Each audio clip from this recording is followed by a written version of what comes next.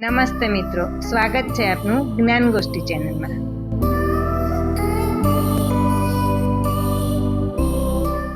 નમસ્તે વાચક મિત્રો, તો ચાલો ફરીથી આજે તમારા માટે એક નવું પુસ્તક લઈ આવી છું। પુસ્તકનું નામ છે લજ્જા। તસ્લીમા નસરીન તેના લેખક છે અને તેને અનુવાદિત કર્યું છે જયા જાનીએ, જેની પ્રથમ આવૃત્તિ 2013માં RR શેઠ પ્રકાશન દ્વારા બહાર પડેલી, જેની કિંમત 150 રૂપિયા છે અને તે 173 જેટલા પેજમાં વહેંચાયેલું છે।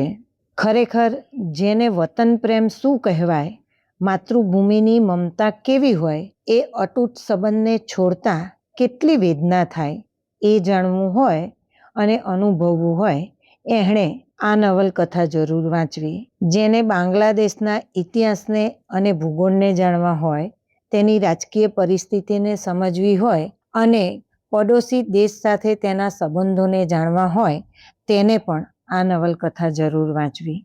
પોતાના દેશમાં બનતા બનાવો અન્ય પડોશી દેશના સામાન્ય નાગરિકો ઉપર શું અસર કરે છે, તે વાત પણ આ પુસ્તકમાંથી જાણવા મળે છે ખરી। અહીં પહેલો સગો તે પાડોશી, એ કહેવત એકદમ બંધ બેસતી લાગે છે। આપણા ઘરમાં મરચાં ખાણતા હોઈએ એની છીંકો પડોશીઓને આવે, એ વાત અહીં જોવા મળી છે। પુસ્તક પર વાત કરીએ એ પહેલાં ખૂબ જ જાણીતા અને ચર્ચામાં રહેલા બાંગ્લાદેશના મયમનસિંહ શહેરમાં જન્મેલા તસ્લીમા નસરીનનો પરિચય મેળવીએ। પોતે મેડિકલ કોલેજમાંથી તે સમયે MBBS થયા। નાનપણથી જ અન્યાય અને શોષણને કારણે જન્મેલા વિદ્રોહને લીધે તેમણે કલમ ઉપાડી અને સમાજના અંધારામાં રઝળી રહેલા જીવન મૂલ્યોને ઉજાગર કરતા સાહિત્યનું સર્જન કર્યું। તેમની કલમમાંથી પ્રગટેલો પ્રત્યેક શબ્દ ધગધગતો જ્વાળામુખી બની વાચકની સંવેદનાને દઝાડતો રહ્યો છે। આથી જ વારંવાર તેમના શબ્દો અને તે પોતે પણ ખૂબ જ ચર્ચામાં રહ્યા છે। વ્યવસાય તબીબી હોવા છતાંય લેખનને તેમણે વ્યવસાય બનાવી સમાજ ક્ષેત્રે, ધર્મ ક્ષેત્રે અને રાજ્ય ક્ષેત્રે વૈચારિક વંટોળ સર્જીને સાહિત્ય જગતમાં વિદ્રોહી તરીકેની છાપ ઊભી કરી છે। અહીં આ નવલકથા દ્વારા સર્જકે ધાર્મિક કટ્ટરવાદીઓને અરીસો બતાવી અન્યનું તો એક વાંકું પણ આપના 18 છેનો ઈશારો કરતી આ વૈચારિક વિસ્ફોટકની પર્યાયી બની ગયેલી નવલકથા બૌદ્ધિકોને સમાજના ભવિષ્ય માટે વિચારતા કરી મૂકે તેવી છે। પોતાના દેશની માટીમાં પેદા થયેલા માણસને માત્ર ધર્મભેદને કારણે વતન છોડવાની નોબત આવે છે, ત્યારે એના મનોવિશ્વમાં ઉઠતી સંવેદનાત્મક સુનામીઓનો ચિત્કાર અને અહીં આ નવલકથામાં સંભળાય છે। તન અને વતન વચ્ચે આવતી ધર્માંધતાને કારણે મૂર્છિત થઈ જતી માનવતાનું કરુણ ગાન એટલે આ નવલકથા। એકવાર તેનું વાંચન શરૂ કર્યા પછી તેને પૂરું કરે છૂટકો એટલી રસપ્રદ રીતે આલેખાઈ છે। સર્જકે પોતે મુસ્લિમ હોવા છતાંય બાંગ્લાદેશમાં હિન્દુ પરિવારોની મનોવ્યથા અને વાસ્તવિકતાને નવલકથાના રૂપમાં રજૂ કરી છે। અહીં સર્જકે પોતાના જ વિસ્તાર મયમનસિંહ, જ્યાં તેઓ જન્મ્યા હતા, તેના જ વ્યક્તિઓની કથાનું આલેખન કર્યું છે। માતૃભૂમિ માટે અત્યંત લાગણી ધરાવતો માનવતાવાદી સુરંજન કથાનો નાયક છે। તેના દાદા પરદાદા જે માટીમાં જન્મ્યા હતા, તે જ વતનને કોઈ પણ હિસાબે છોડવા માગતો નથી। એના માટે ખૂબ જ વરવી પરિસ્થિતિઓમાંથી ગુજરવું પડે છે, પરંતુ તે પોતાના બાંગ્લાદેશનો વતની માને છે અને કોઈ ધર્મમાં માનતો નથી, મંદિરે જતો નથી। ખરેખર તો તે સમાજવાદમાં માનતો હોય છે। પોતાના સમાજવાદને સાકાર કરવાના સક્રિય થઈ અને રસ્તા પર ભાષણો આપતો અને મિટિંગમાં જ ખેડૂતો અને મજૂરોની સમસ્યાઓને તથા દેશની સામાજિક આર્થિક પ્રગતિ વગેરે વિશે વિચારતો। તે ક્યારેય પોતાના પરિવાર વિશે વિચારતો નહીં, પરંતુ એક દિવસ તેના દેશના લોકોએ તેને હિન્દુ છે અને પકડો પકડો કહીને પાછળ પડ્યા અને કથાને અંતે તે દેશ છોડવા મજબૂર થયો છે। નાયક સુરંજન માને છે કે હિન્દુઓ કોઈ પૂરના પાણીમાં તણાઈને અહીં નથી આવ્યા, આપણે પણ આ જ દેશના નાગરિકો છીએ અને આપણે પણ આપણી જિંદગી, માલ મિલકત અને ધર્મસ્થાનોની રક્ષા કરવાનો અધિકાર છે. છતાંય પોતે હિન્દુ છે એવું માની તેના દેશમાંથી તેને હાંકી કાઢવા પ્રયત્ન થયા છે. માત્ર તેને જ નહીં, તમામ હિન્દુઓને કેવી રીતે પ્રતાડિત કરી, માલ મિલકત પડાવી દેશ છોડાવવા માટે મજબૂર કરવામાં આવે છે તે વાસ્તવિક પરિસ્થિતિને સર્જકે આ નવલકથા દ્વારા આલેખી છે. આ કથાના વાંચન દ્વારા એક વાતનો અનુભવ થયો. સર્જકના સર્જન કાર્યમાં તેનું વતન, તેની માતૃભૂમિ વારંવાર પડઘાયા કરે છે. અહીં પણ સર્જક જે મન્મયસિંહ શહેરમાં જન્મ્યા છે તે જ દેશની વાત કથાની શરૂઆતમાં થાય છે. પોતાના વતનનું સૌંદર્ય, તેની ખાસિયતો, તેના મહેલો, તેના રાજકીય અને સાંસ્કૃતિક ઓળખ વગેરેની આબૂહિક રીતે અહીંયા દર્શાવી છે. આવી કથા વાંચતા સ્વાભાવિક રીતે જ એકાદ વખત તો પોતાનું વતન યાદ આવી જ જાય. પરિસ્થિતિને વશ થઈ નાયક સુરંજને ઢાકામાં વસવાટ કર્યો છે, પરંતુ તેના વતન મન્મયસિંહને તેણે શ્વાસમાં જ ભરી રાખ્યું છે.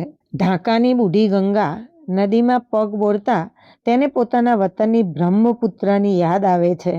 1971માં જ્યારે પોતાના ગામ છોડીને બ્રહ્મપલ્લીમાં રહેવા આવ્યા ત્યારે ત્યાં તેની શાંતિ તેને આખરી લાગી હતી. અહીં તેને પતંગો, કેરમ બોર્ડ, લખોટીઓ, પુસ્તકો વગેરે કંઈ જ ન હતું અને હતાશાથી બેચેન બની જતો હતો. અહીં એક પ્રકરણ છે, ઘર એટલે, જેમાં સુરંજનના કાકા કોલકાતાથી પોતાના વતનમાં આવે છે ત્યારે નાના બાળકની જેમ ધ્રુસકે ને ધ્રુસકે રડી પડ્યા. તે વર્ણન મનને ઝંઝોડી જાય તેવું છે. અહીં વાત ભલે બાંગ્લાદેશની થતી હોય, પરંતુ કથા વસ્તુ તો ભારત દેશના ભાગલા પડ્યા ત્યારથી જ શરૂ થાય છે. 1952માં બંગાળી ભાષાનું આંદોલન અને 54માં યુનાઇટેડ 3ની ચૂંટણી અને 1962માં રાષ્ટ્રીય શિક્ષણનું આંદોલન, 66માં 6 કલાકનું આંદોલન, અગરતલાના ષડયંત્ર કેસની વિરુદ્ધનું આંદોલન, 1970માં સામાન્ય ચૂંટણી, 1971માં આઝાદીની ચળવળ તથા ભારતમાં 1992માં બાબરી ધ્વંસ થયો ત્યારે પણ પડોશી દેશમાં સામાન્ય લોકો, લઘુમતી ધર્મ પાળતા નાગરિકો કેવી રીતે કાયમી પરિસ્થિતિનો સામનો કરવો પડ્યો અને કેટલી હદે મુસ્લિમોએ તેમને દેશ છોડવા માટે મજબૂર કર્યા વગેરે વાતો અહીં વણી લીધી છે.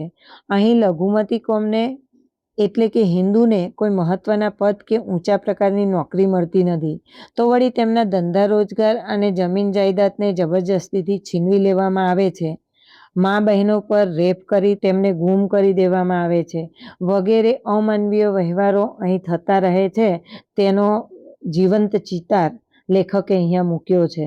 એક સમયે મન્મયસિંહનું ખાતે પીતે સુખી ઘર, આબરૂદાર કુટુંબ અને તેના પિતાનો જન્મ પણ અહીંયા થયો અને લોકોની સેવા કરવા માટે ડૉક્ટર બન્યા. કુટુંબના નાયક સુરંજનનો જન્મ પણ ત્યાં જ થાય છે અને પોતે હંમેશા માત્ર જન્મભૂમિની પ્રગતિ માટે જ વિચારતો હોય છે. દેશના ભાગલા વખતે પણ તેના દાદાએ પોતાની માતૃભૂમિ ન છોડવાનો નિર્ણય કરેલો તે નાયકના પિતાએ અને નાયકે પોતે પણ તે નિર્ણયને વળગી રહે છે.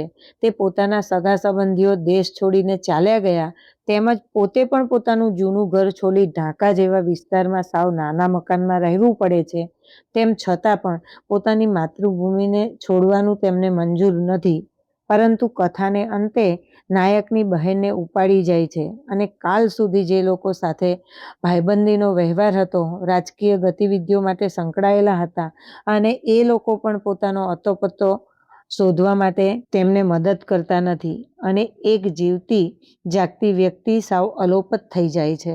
તેની આંખ સામે તેના માટે એક અસહનીય બનાવ હતો અને પોતાની જાતને હિન્દુ માનતો નથી છતાં હિન્દુ પરિવારમાં જન્મ્યો છે એટલે એના ઉપર, એક કોમ ઉપર જે અત્યાચારો થાય છે તે બધાનો ભોગ તેને બનવું પડે છે. પોતાની ઘણી જ ઈચ્છા નથી છતાં પણ તે દેશ છોડવાનો નિશ્ચય કરે છે. પોતાની માતૃભૂમિને છોડવાનું દુઃખ શું હોય અને કેવી પરિસ્થિતિમાં માતૃભૂમિ છોડવાનો નિર્ણય લેવો પડે છે એ વાત આ કથાનો વિષય છે. સર્જકે મનોવલણો અને લાગણીઓને ખૂબ જ આત્મીય ભાવે શબ્દોમાં ઉતારી છે. કોમી હિંસાના ક્રૂરતાભર્યા દ્રશ્યો સર્જકે હુબહુ કંડાર્યા છે. અહીં સર્જકે બાંગ્લાદેશનું સર્જન થયું ત્યારે કેટલા હિન્દુઓ હતા અને અત્યારે કેટલા બચ્યા છે તેનો ચોખ્ખો આંકડાવાઇઝ હિસાબ પણ આપ્યો છે ખરો. અહીં મને એક બીજી વાત પણ વિચારતા કરી મૂકે છે. અહીંની જગ્યાઓના નામ શંભુપુર, દરીરામપુર, મોનીરામ, ગોકુલપુર, ભોલા, કોઠારીબાડી, લક્ષ્મી ગોવિંદ મંદિર, મહાપ્રભુનો અખાડો જેવા અનેક હિન્દુ નામો જોવા મળ્યા. માનવતાએ જ્યારે વસવાટ કર્યો ત્યારે હિન્દુ મુસ્લિમનો ભેદ નહીં જ હોય તો જ આ નામ લોકોને જીભે ચડ્યા હશે ને. બીજી વાત, કેટલો ભાઈચારો હશે. એક સમયે એકબીજાને હિન્દુ કે મુસ્લિમ નામથી ફરક નહીં પડ્યો હોય, જ્યારે એ દેશમાં હાલના સમયે હિન્દુ મુસ્લિમની કટ્ટરતા એટલી વધી જાય છે કે મોટાભાગના નામોનું મુસ્લિમીકરણ કરવામાં આવ્યું છે. ખેર છોડો એ બધી વાતને, પણ નવલકથામાં સર્જકે કરેલી રજૂઆત ખૂબ જ ગમી. અંતે સાદી સરળ ભાષામાં સર્જક વાચકના હૃદય સુધી પહોંચવામાં સફળ થયા છે એટલું જ કહીશ. અને ફરીથી આપણે કોઈ સરસ મજાના નવા પુસ્તકો સાથે મળીશું.